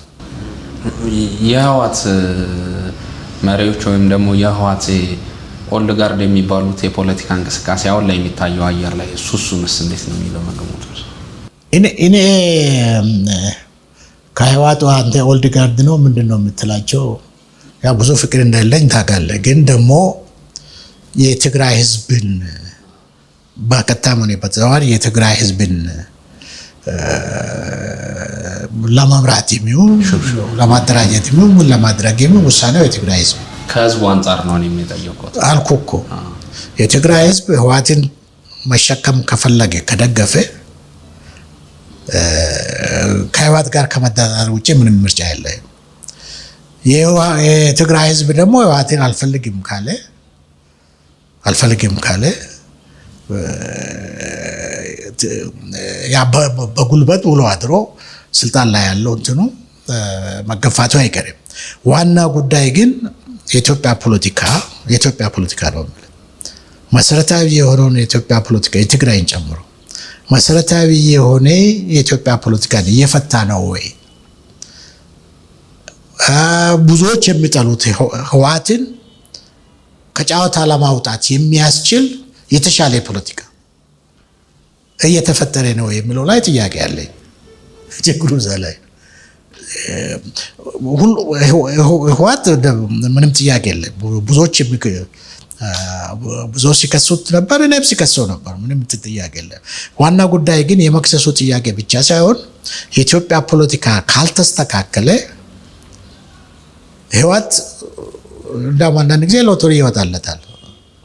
ገባ ከሻዕቢያ ጋር እንዲህ አድርጓል፣ ከሱዳን ጋር እንዲህ አድርጓል፣ ከግብፅ ጋር እንዲህ አድርጓል፣ ከምን ጋር እንዲህ አድርጓል፣ ባንዶች ናቸው እንትን ናቸው የሚለው ብዙ ክስ አለ እና እነዛ ክሶች እኔ ብዙ ጊዜ ይቸግሩኛል። ገባ መካሰሱ አንተ በፈለግከው ደረጃ እና እንትን መካሰሱ ብዙ ከመሬት ላይ ያለው እውነታ ጋር ብዙ ጊዜ ካልተገናኘልህ ወደ ህዝቡ እንትን አይወርድልህ። አንድ ጊዜ አልፎ ሰዎችም ያመጡታል። ከበረከት ጋር ስንከራከር እንትን አለ፣ እናንተ ጠባቦች ናችሁ፣ ምንድናችሁ፣ እንዲናችሁ፣ ምንድናችሁ ምናምን ይላል። ሰሞኑን ማይቻለሁ የሆነ ሰው ለጥፎት እንትን ላይ በረከት እስቲ የኢትዮጵያ ህዝብ ይፍረድ፣ ከእናንተ በላይ የሚጠብቅ እናንተን የሚያደርግ አለ ወይ አልኩት። ገባ እዛን ጊዜ ክሲ ብቻ ሳይሆን ክሲ ማን ላይ ያርፋል የሚለው በዚህ በኩል ህወሓትን በዛ ደረጃ የሚከሱት ኃይሎች ምን አክል ለራሳቸው ጻድቅ ናቸው? መሰረታዊ የሆነ የኢትዮጵያ ፖለቲካ ከትግራይ ውጪስ እየፈቱ ነው ወይ? ከትግራይ ውጪ እየፈቱ ነው ወይ? ያ ይደባለቃል። ገባ? ለዚህ ነው ህወሓት አንዳንድ ጊዜ ያልታሰበ ሲሳይም ሊወጣለት ይችላል፣ ሊያገኝ ይችላል። ገባ? እኔ ለምሳሌ አንድ ጊዜ ማነው ብልጽግና ባለስልጣኖችም በተደጋጋሚ ማንሳቴ ትዝ ይለኛል። ብዙ ጊዜ ወደ ስልጣን የወጣው በኦሮሞ የሚደገፍ ነው ይባላል። ግን ኦሮሞ ውስጥ ያለውን መሰረታዊ ችግሮችን ቢፈታ ኖሮ ኢትዮጵያ መንግስት ሌሎች አካባቢዎችም ከትግራይ መልስ እነዛም ቢፈታ ኖሮ የትግራይ ጦርነት አይነሳም የሚል ክርክር አለኝ። ገባ? የኢትዮጵያ መንግስት ብልጽግና መንግስት ኦሮሞም አማራ አካባቢ ሌሎችም አካባቢ ጨምሮ ያሉትን መሰረታዊ ችግሮች ቢፈታ ኖሮ ህወሓት ተመልሼ ሸዋን ይዛሉ ብሎ እዛ ጣጣ ውስጥ ላይገባ ይችላል የሚል መከራከር አለኝ። አሁንም ቢሆን እሱን አለኝ። ህወሓት ብቻውን ማክሰስ ትችላለህ፣ ግን በሰፊው ኢትዮጵያ ውስጥስ ምን እየሰራ ነው? መሰረታዊ ችግሮችን እየፈታ ነው ወይ? ዲሞክራሲያዊ ስርዓትን እያዋለድክ ነው ወይ? ዘላቂ ሰላምና መረጋጋትን እያመጣ ነው ወይ? እሱን ሳትመልስ ህወሓትን ብቻ ቀይ ባህርን እጨምራለሁ ምን አደርጋለሁ የሚለው ብቻ ምን ያክል ብዙ ውጤት ያመጣል የሚል ብዙ እምነት የለኝም። ሌላኛው የአማራ ክልል ቀውስና በተለይ ፋኖ የሚባለው በክልሉ የሚንቀሳቀሰው ታጣቂ ኃይል ጉዳይ ነው የሚነሳውና እሱስ እንዴት ይገመገማል? ቀደም እንዳሉት ጂኦግራፊካሊ የሀገሪቱን ትልቅ የሚባል ስፍራ የሚይዝ ክልል እንደመሆኑ መጠንና እዛ አካባቢ ያለው የፖለቲካ እንቅስቃሴና የኢንሰርጀንሲዎች እንቅስቃሴስ እንዴት ነው የሚታየው? እኔ አሁንም ቢሆን ብዙ ችግሮች ምንድነው መሰለህ መሰረታዊ የፖለቲካ ችግሮቻችን መፍታት ካለመቻላችን የሚመጡ ነገሮች ናቸው። ለምሳሌ አሁን እነሱ ከ3 ዓመት 4 ዓመት በፊት ከኢትዮጵያ መንግስት ጋር ናቸው አይደል? በትግራይ ጦርነት ጊዜ ከኢትዮጵያ መንግስት ጋር ናቸው። ሶሻሊስት ስለነበርኩኝ አንዳንድ ጊዜ ለምሳሌ ወሳይቶቻቸውን ሲሰይሙ ወደ ፊውዳል ኢትዮጵያ ይመለሳሉ፣ አንዳንድ ነገሮች ወደዛ እንትን ያደርጋሉ። እሱን አልወድላቸውም። ገባ? ኢትዮጵያ ወደ ኋላ መመለስ ያስቸግራል። ወደ ኋላ እንመልሳለን ብለን በእውነታ በመሬት ላይ ያለችውን ኢትዮጵያ ልታጣት ትችላለህ። ዋና ጉዳይ የመብቱ ጥያቄ ላይ የፖለቲካ ጥያቄውን የኢትዮጵያ መንግስትም ከሌሎቹም ኃይሎች ጋር ሆኖ መፍታት መቻልና ያለመቻል በጣም ወሳኝ። ኤግዚስተንሻል ትሬት አለብን ብለው የሚያምኑ ስላሉ በክልሉ የሚንቀሳቀሱ ሊቃል ሊሆን ይችላል ነው። እሱ እንትን እኮ ነው አልኩህ እኮ እሱ በተለያዩ ደረጃዎች የፖለቲካ ምንድን ነው ምንጩ፣ የችግሮቹ ምንጩ ምንድን ነው፣ እነዚህ ነገሮች የሚያመጣቸው ነገሮች ምንድን ነው እንጂ ሁሉም እኮ ጥያቄ አለኝ ይላል። አንዳንዱ ጥያቄ በሐቁ ጥያቄም ሊሆን ይችላል፣ አንዳንዶቹ የመግዛት ጥያቄም ሊሆን ይችላል። ምንም እኮ እንትን የለው። ዋናው ጉዳይ ግን ሁላችንም በቁመታችን እንኖር፣ የሁላችንም መብት ይጠበቅ፣ ሁላችንም በእኩልነት የምታስተናግድ ዲሞክራቲክ ኢትዮጵያ ትፈጠር ትኑር በሚለው ላይ ወደ ቅድም ወደሚለው ብሔራዊ መግባባት ወይም በግልጽ ቋንቋ ፈረንጆች የሚሉት አለ ኒው ሶሻል ኮንትራክት አዲስ ማህበራዊ ውል ላይ መድረስ አለብኝ ብሎ መንግስት ያንም ለማንም ለአማራ አካባቢ ላይ ለሚንቀሳቀሱ፣ ትግራይ አካባቢ ለሚንቀሳቀሱ፣ ኦሮሚያ፣ ሶማሌ የትም ለሚንቀሳቀሱት ኢትዮጵያ አሁን በደረሰችበት ደረጃ ሌላ ማጂክ ፎርሙላ የለው። አዲስ ማህበራዊ ውል ያስፈልገናል። ሁሉም በራሱ ቁመት ራሴ ደግፈኛል የሚለው ኢትዮጵያ ህዝብ የሚወስንለትን ውሳኔ ተቀብሎ አብሮ ለመኖር አንድ ነገር ላይ መድረስ ያስፈልጋል። እዛ ደረጃ ካልደረስክ እናንተና ሰይጣኖች ናቸው እኔ ጻድቅ ነኝ በሚለው ብቻ ችግሮቹ ፖለቲካ ችግሮቹን አትፈታም። ምክንያቱም ሁሉም የራሱ ድጋፍ አለው፣ የራሱ ተቃውሞ አለው። ስለዚህ ብዙ ነገሮች ውስጥ ሳልገባ እኔ ትልቁ ችግር እዛ አካባቢ ማየው መሰረታዊ የኢትዮጵያ ፖለቲካ ችግር መልክ አልያዘም። መፍትሄው ላይ መልክ ማስያዝ አልተቻለም። ስለዚህ በሀቅም ሀቅ የሌለውም ሀቅ ያለው መብቶ የተረገጠም ያልተረገጠም እንትን ውስጥ ገብተው የራሱን እንትን ያደርጋል። ገባ። ለምሳሌ አሁን የዛሬ 7 ዓመት እስከማውቀው ድረስ ኦሮሚያ አካባቢ ያለው ታጣቂ ነመሮ የሚመሩት ታጣቂ 2000 መሙላቱን ይጠራጠራሉ። 2000 አሁን 100 ምናምን ሺህ ናቸው። ያው ኦሮሚያ ውስጥ ማለት ነው። ይሄ እንግዲህ ምንድነው የፖለቲካ እንትኖች ችግሮች እስካልተፈቱ ድረስ ትንሽም የነበረው ሊያድግ ይችላል። በተለያየ ደረጃ ቅርጾች ሊወጡ ይችላሉ፣ ምን ሊያደርጉ ይችላሉ። ስለዚህ እኔ ዋናው ጉዳይ ብዙ ጊዜ የሚለው ምንድነው አንድ ሐኪም ቤት ሄደ ያንተን ህመምን ካላወቀ የፈለገውን ያክል መድኃኒት ቢሰጥ የፈለገው ያክል መርፌ ቢጠቀጥቅ አትድንም። ገባ። ዋናው ጉዳይ አይደንቲፋይ ማድረግ መቻል ነው። ኢትዮጵያ የፖለቲካ በሽታ አለባት። ይሄ በሽታ ደግሞ እንደ ካንሰር ላለፉት 60 ዓመታት በላይ ቢያንስ ሌላው ከዛም ሊሰማ ይችላል ከኛ ጋር የኖረንት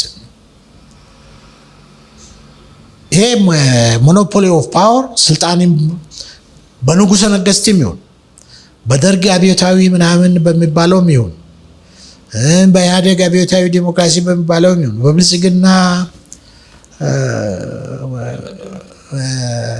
እዛ ውስጥ እንኳን አታስገባኝ ይሁን የሚፈታ ነገር የለም። ዋናው ነገር በሽታችን ፖለቲካዊ ነው። የፖለቲካ በሽታ ሀገሪቷ የተፈጠረችበት መንገድ ችግር ነበረበት። ህመም ደረጃ ደርሰዋል። ያንን ህመም ሁሉም የመፍትሄ መዋጮ ይዞ ምን እናድርግ? ለራሳችን ከቻልን ካልቻል ዓለም አቀፍ ማህበረሰብም የመፍትሄ እንትን ተሸክሞልህ ይመጣል፣ ያግዛል ማለት ነው። መፍትሄ እንትን ብሔራዊ መግባባት እንዴት እንደሚፈጠር፣ ነፃና ፍትሃዊ ምርጫ እንዴት ማካሄድ እንደሚቻል እነዚህ ነገር ሁሉ እንትን አሁን ሸሹን እንጂ እኮ 97 ምርጫ የአውሮፓ ህብረት የአሜሪካ የምናምን ነበሩ እኮ እዚህ። አሁን ተስፋ ቆርጦ ጠፍተዋል እንጂ ብዙ ጊዜ እንደ ቀልድ የሚለው ነው የአፍሪካ ህብረት ነው ትሬድ ዩኒየን ኦፍ ዲክቴተርስ ነው ምናምን ብዬ በነገራችን ላይ ኪሴ ውስጥ አለ አፍሪካን ሰደበ ብዬ የዛን ጊዜ የታሰርኩ ትሬድ ዩኒየን ኦፍ ዲክቴተርስ ኦር የዲክታተሮች ማህበር እሱ ነው ለታዛቢነት የመጣው። ሌላው እንግዲህ እርስዎን በቀጥታ ሊመለከት የሚችል ምናልባትም ላለፉት ዓመታት ሲታገሉበት ለነበረው ማህበራዊ መሰረቴ ሶሻል ቤዜ ነው ብለው ለሚያስቡት ማህበረሰብ አሁን ያለበትን ሁኔታ ያስባሉ። ፕሮፌሰር መራራ ከተማሪዎች ንቅናቄ ጀምሮ እስካሁን ድረስ ኦሮሞን የሚወክል ጠቅላይ ሚኒስትር እስከመጣበት ተብሎ እስከሚታሰብበት ጊዜ ድረስ የተቃውሞ ፖለቲካን ሲያራምዱ መቆየቶት ይነሳል። ይህንን እንዴት ነው እንዲህ ሲባሉ ምን ይሰማዎታል የሚለውን ጥያቄ ቢመልሱልኝ። ከዛ ባለፈ ለውጥን በአብዮትና በፈጣን ሂደት ውስጥ ከማስተላለፍ ይልቅ ስሩ ፕሮሰስ የፖለቲካ ለውጥ ይመጣል ብሎ አለማሰብስ ነገሮችን በአንድ ጀንበር መፈጸም ወይም ማሳካት ይቻላል የሚል እሳቤም አለ የሚል ቅሬታዎች ይነሳሉ። እንደ ግለሰብ ብቻ ሳይሆን እንደ አጠቃላይ ምን መሰለህ እንትኑ የተቃውሞ ፖለቲካ ውስጥ እኔ ምኑ ጥቂት ሰዎች አለን አሁንም በዛ መስመር የቆየ ነው።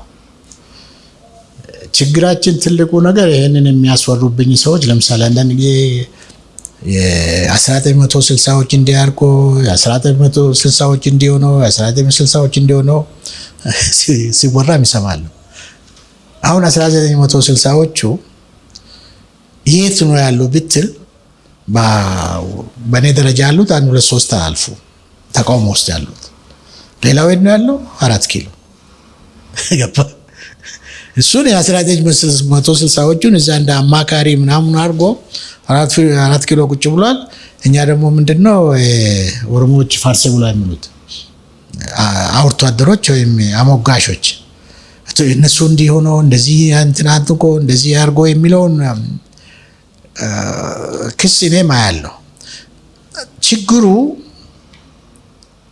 ኢትዮጵያ ያላለፈችው የታሪክ ፈተና ነው። እነዛ ምናቸው ሁለቱ ናቸው። ከፈለግ ሶስተኛም ደግሞ ትርጉም ያለው ልማትና ብልጽግና ማምጣት መጨመር ትችላለህ። እነዚህ የታሪክ ፈተናዎች ማለፍ አልቻልንም እንደ ህዝብም እንደ ሀገር። ስለዚህ አንዳንዶቹ የመጨረሻ የጡረታ ስራ እንኳን የሆነ ቦታ ተጠግቼ አልፋለሁ ያሉ ሰዎች የምናውቃቸው የሚቀርቡ ሰዎች አሉ ገባ። ከዛ ውጪ ዲሞክራቲክ ኢትዮጵያ እኔ እንደዚህ የሚከሱን ሰዎች ዲሞክራቲክ ኢትዮጵያ ተፈጥራ ማለት ነው። እነዚህን መሰረታዊ የሆኑችን ነገሮችን መፍታት ስትጀምር ምናልባት ከሌሎቹ የተሻለ የሚረዳውን ማስተማሪም ስለሆንኩኝ እኔ ሊሆን ይችላል ማለት ነው። አሁን በተቀጥታ የሚባለውን ስለማስተምር ማለት ነው። ዋና ጉዳይ ግን እዛ መንገድ ላይ መሆንና ያለ መሆን ነው። ይሄ ችግሮችን የመፍታት በአንድ ቀን በአንድ ጀምር ሁሉም ችግሮች ይፈታሉ ሳይሆን ቁጭ ብሎ ማህበራዊ ውል መፍጠር ተችሏል ወይ? ብሔራዊ መግባባት ለምሳሌ መፍጠር ተችሏል ወይ?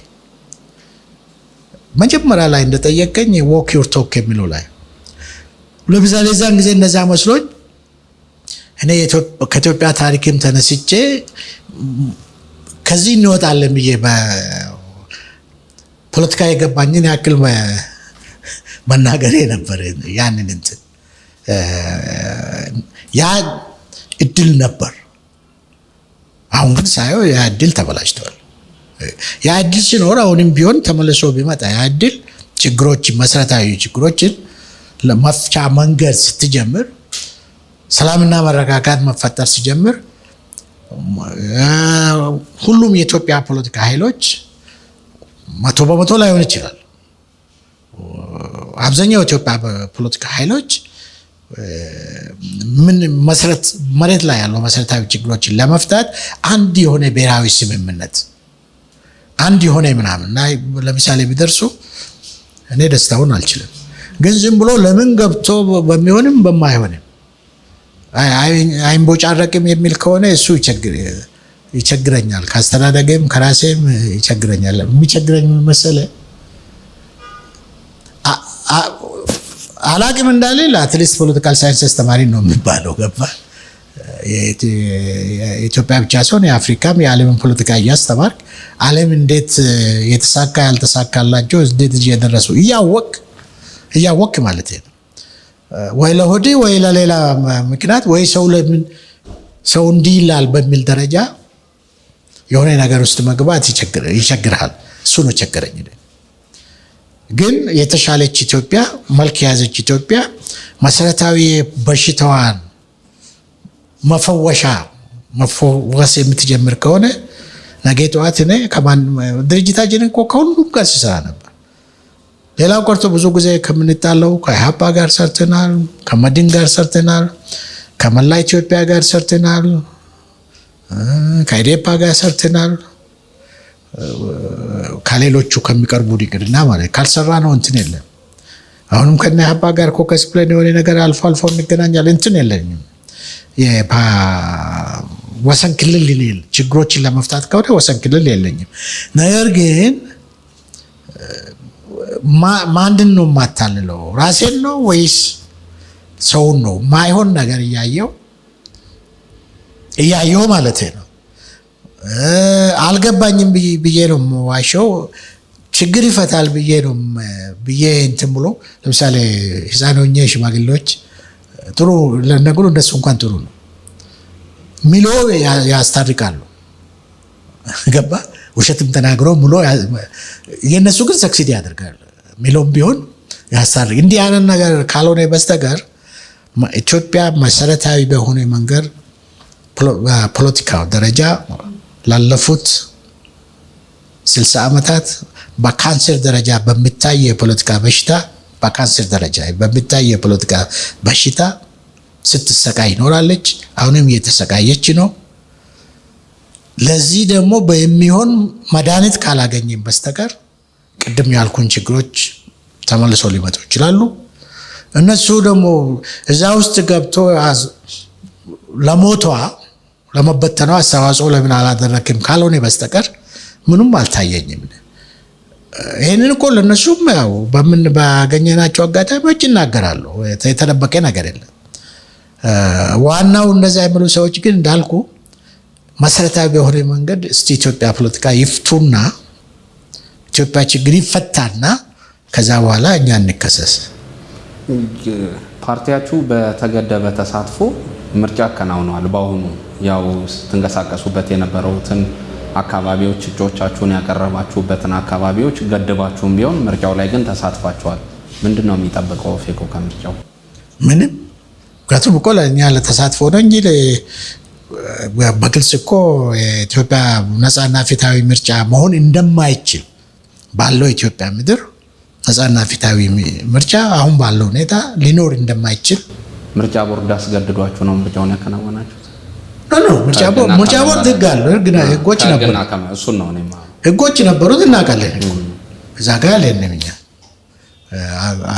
እናስገድዳለን አናስገድድንም ውስጥ አልገባም። ምክንያቱም ህጉ 2 ጊዜ ምርጫ እንትን ያደረገ ይሰረዛል ይላል። ስለዚህ በግልጽ ቋንቋ ነው የተቀመጠው። በራሳችን ሚዛን እንዴት እንሳተፍ ብለን ተነጋግረን ነው። ስለዚህ ከተሳትፎ በዘለለ ይህንን እንጠብቃለን ብላችሁ ምትለው ምንም የለም። ምናልባት በኢትዮጵያ ፖለቲካ ውስጥ ማሳካት የሚፈልጉት ወይም ደግሞ ምን ተሳክቶ ቢያዩ ይፈልጋሉ? ተፈጥሮ ነውና ማለፍ አለ ምን አለ? እኔ ብዙ ጊዜ ብለው የሶስት መሰረታዊ የኢትዮጵያ ሕዝብ ፍላጎቶች ኦሮሞም ይሁን ተቀረው ኢትዮጵያ 3 መሰረታዊ ፍላጎቶች አሉ። እነሱን ለማየት ይፈልጋሉ። አንደኛው ዘላቂ ሰላምና መረጋጋት። አይናችን እያየ በእኔ በአራተኛው መንግስት ውስጥ ነኝ መሰለኝ ያለሁት። በዚህ ውስጥ ሚሊዮኖች አልቋል። ሚሊዮኖች ከቀያቸው ተበትነዋል። ሚሊዮኖች ተሰደዋል። ይሄ የሚቆምበት ዘላቂ ሰላምና መረጋጋት አንድ። ሁለተኛ እስካሁን ድረስ ያለው የዓለም ተሞክሮ የተሻለ የፖለቲካ ስርዓት ተብሎ ያለው የዓለም ተሞክሮ የሆነ ዲሞክራሲያዊ ስርዓት መፍጠር ነው። ከዛ ውጭ የለም። ሁላችንም በእኩልነት የምታስተናግድ ዲሞክራቲክ ኢትዮጵያ መፈጠር። ሁላችንም በእኩልነት የምታስተናግድ ዲሞክራቲክ ኢትዮጵያ መፈጠር ማለት በና አውሮፓ በእነምናምን ደረጃ መድረስ አይደለም። መፈጠር መወለድ ማለት ነው። ሶስተኛ ደግሞ ትርጉም ያለው ልማትና ብልጽግና ትርጉም ያለው እዛ ውስጥ አታስገባኝ። አሁን ኢትዮጵያ ውስጥ እየተካሄደ ያለው ልማት ብልጽግና ምናምን ባለው የተካሄደበት መንገድ እናያለን። ምናልባት ዓለም አቀፍ ተቋማት አይነቱን ጨምሮ የኢኮኖሚ አንድምታዎች የተሻሻሉ ናቸው የሚሉ ሪፖርቶችን ሲያወጡ ይታያሉ። እሱንም እንደው ፓራሜትሮቹን አንስተን የአይኤምኤፍም የምናምን የሚባለው እንዴት አንዳንድ ሪፖርቶች እንዴት እንደሚመጡ ምናምን እናውቃለን። በተለይ ከ97 ምርጫ በኋላ በስፋት ተደራድረናል። ከዚህ ከወርልድ ባንክ ከአይኤምኤፍ ጋር ባለስልጣኖች ጋር ተነጋግረናል ምናምን እነዚህም የሆኑ ነገሮችን እናደርጋለን ብሎ ሞክሮ የዛን ጊዜም አልተሳካላቸው። ዋና ጉዳይ ልማትና ብልጽግና የሚባለው የኢትዮጵያ ሕዝብ ፊት ላይ ሆድ ውስጥ ኪስ ላይ ምን ላይ የህዝባችን ኑሮ IMF የሚለው ነው መንግስት የሚለው ነው ወይስ ምንድን ነው? ሰው እኮ በግልጽ ይታያል። የተደበቀ 130 140 ሚሊዮን አይደለም። ማን በልቶ እንደሚያድር ማን ምን ኖሮ እንደሚያድር ማን የት እንደሚያድር ማን ምን እንደሆነ የት አካባቢዎች የለሙ ሁሉም ነገሮች ግልጽ ናቸው። እሱም ያን ያክል እኮ የሚያስጨንቅ ነገር የለውም። እና የአይኤምኤፍ ምስክርነት የአፍሪካ ህብረት ምስክርነት ምንድነው ኢጋድ ነው የሚባለው የሱዳን ምስክርነት የሚባለው ነገር ብዙ እንትን አይደለም። የኢትዮጵያ ህዝብ ምስክርነት ስንቱ በልቶ እንደሚያድር ስንቱ ጠጥቶ እንደሚያድር ስንቱ ማኖራ እንትን ኖሮት እንደሚያድር ከዛ በኋላ ደግሞ ስንቱ ተረጋግቶ ቤቱ እንደሚያድር እነዚህ ሁሉ የታወቁ ስለሆኑ ያናክል እኔ IMF ከየት መጥቶ እንትን አደረገ መሰከረ ምናምን እንትን አደረገ ብዙ ጭንቀት የለብኝ። እንደ መጨረሻ እንደው ሰፋ አድርገው እንዲያነሱልኝ ነው። በቃኝ ሊሉ ይችላሉ የፓርቲ ፖለቲካ ነው። እሱ አንድ ጊዜ እንትን ብዬ ነበር ማነው ኢህአዴግ ሲያስረኝ በቃ ከዚህ በኋላ እነዚህ ሰዎች እንትን ነውና ብዙም ለውጥ ላላመጣ ይብቃኝ ብዬ ነበር። ከዛ በኋላ ደግሞ እንደገና ሲመለስ እንዴት እንደሆነ ምናምን አላውቅም። ከእስር ቤት ሲፈታም እኔ 2-3 ቤተሰቤን ነው ጠበቅኩኝ። የተፈታሁበትም መንገድ እንትን ነው። ከዛ አሁን እንደ አምቦ አይነት መስመር ሲሄድ 2 ሚሊዮን ምናምን ከዛ በላይ ሰው ሲወጣ ምናምን ሲያደርግ ዝም ብሎ አትሊስት አይደለም ለራሲ ሆድ ብለ ከፖለቲካው መሸሽ ካልሆነ ስቲል የተወሰነ አስተዋጽኦ አደርጋለሁ አይነት የሚል ይዞኝ ነው እንጂ የዛን ጊዜ ሁሉ ነበር። ከዛ ነው ተመልሼ ሞር አክቲቭ የሆንኩት እንጂ እንዳውም የዛን ጊዜ ሁሉ አስቤ ነበር እንደዚህ ከሆነ ያው እገዛለሁ ብሎ የሚችለውን ያክል በፈለገበት መንገድ ይግዛ ከዚህ ጭቅጭቅ የሚል እንትን ነበረኝ። ያን እንደገና የተኩት በዛ ምክንያት ነው ማለት ነው። ስለዚህ በፈለኩበት ጊዜ እንዳልወስን የሚከለክለኝ የለም ልበል ማለት አለብኝ የሚሉት ነገር ካለ እንደመጨረሻ እድል ልስጦትና እንደምን መጨረሻ ላይ እኔ ምንድነው የዘንድሮ ምርጫ ለ4 ኪሎና ለእግዚአብሔር ትተናል። ኢትዮጵያ አሁን ከገባችበት አጠቃላይ ቀውስ የምትወጣው ለእኔ አሁንም ቢሆን ምንጊዜም ቢሆን መዘግየት የሌለበት አዲስ ማህበራዊ ውል፣ አዲስ ብሔራዊ ስምምነት፣ አዲስ ብሔራዊ መግባባት ላይ መድረስ አለብን። አሁን መንግስት የገፋበት መንገድ ምክክር ኮሚሽን ይባላል ምርጫ የሚባል ምን ይባላል በኢትዮጵያ ምድር የሚፈታ ምንም መሰረታዊ ነገር የለም። ስለዚህ በሽታችን ፖለቲካ ነው፣ መፍትሄውን ፖለቲካዊ መሆን አለበት። አሁንም ቢሆን ለሁሉም እኔ ማስተላለፍ የሚፈልገው ያሉትን የሀገሪቱን ችግሮች በሰከነ አእምሮ